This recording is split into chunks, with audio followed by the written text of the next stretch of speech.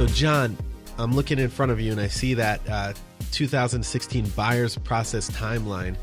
Why don't you go through that with our listeners real quick? I think that it's pretty important stuff. Sure. I'd like to explain the process to buyers, whether you're new or you're a seasoned veteran at buying homes. The process has changed.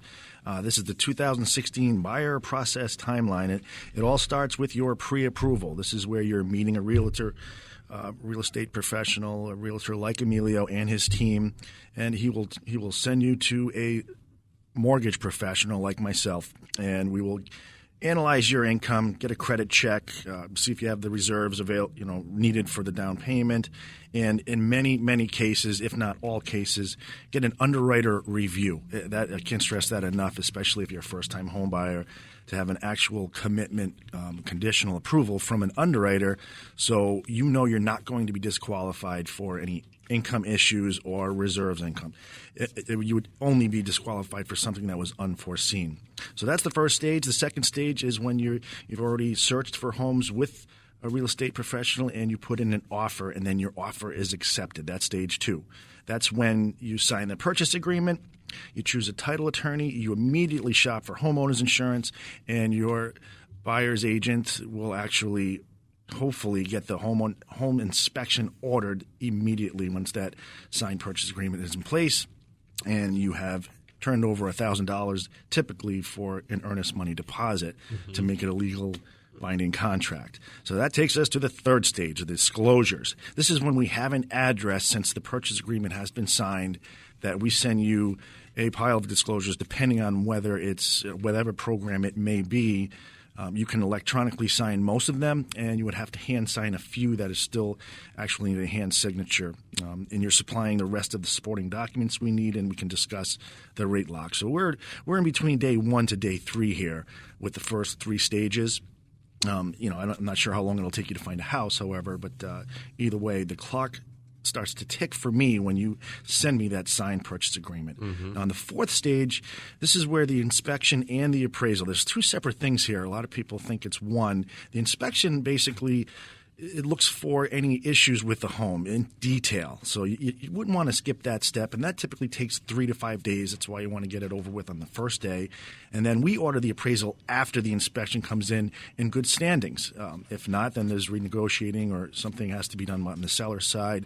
But the appraisal can take 7 to 10 days, and both of these are out of pocket in many cases. You're paying for the inspection up front and the appraisal up front. That's why it's so important to get an actual approval before we send you the pre-approval letter. All right.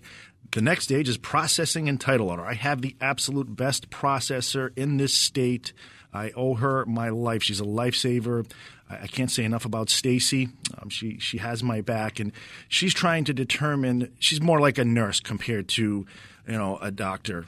She's the setup for the doctor, and no cases processors know more than the doctor. In my case, it might be correct. She's amazing, and thank you for everything you do, Stacy. And then this is where you sit back, and the processor collects any other documents that's needed, as well as the title is ordered on that day once that appraisal comes in-house. Title company does a bunch of searches, as well as the processor getting in other information we need. That takes about a week. Then we can submit your file into underwriting. We have 48-hour underwriting approval that we send a commitment letter out with conditions on there. So that's the next stage. Stage 6 is the actual underwriting when all the research is in. And then that takes us to the next stage of 7, which is the approval stage. This is where you'll have a conditional approval. We send in the rest of the conditions, and then we can actually get you into the clear to close stage, where you're in CTC review until we finalize the last of the conditions. Clear to close, CTC, clear to close, right? CTC, we love that. That means you are almost done. You are 3 days away from closing. That's the law. That's the new TRID law. We have to go over the closing disclosure. That tells us everything that's going to happen at the closing, so there are no surprises. You see all the numbers 3 days before the closing. So if we send you the closing disclosures and you sign it on a Monday, we can close as early as Thursday. All right, that week. And then the final is the closing day. That's when you have your final walkthrough with Emilio or a real estate professional. And we have the buyers and sellers sign at the title attorney's office, and the lender wires the money to the title company. The title company cuts all the checks, and the deed is recorded. A lot happens on closing day. Mm-hmm. And a lot of people want to know when their first payment is going to be. So typically, you always skip a month, and we only do federally regulated loans, so everything's due on the 1st. So if you close in May, you skip June, your first payment is July 1st. How can they reach you, John? They can reach me on your website at the roundtableradionetwork.com. The roundtableradio.com. Roundtableradio.com. Sorry about that. And they can also Google me or search me, John Castore, at 255-3314. That's 401-255-3314.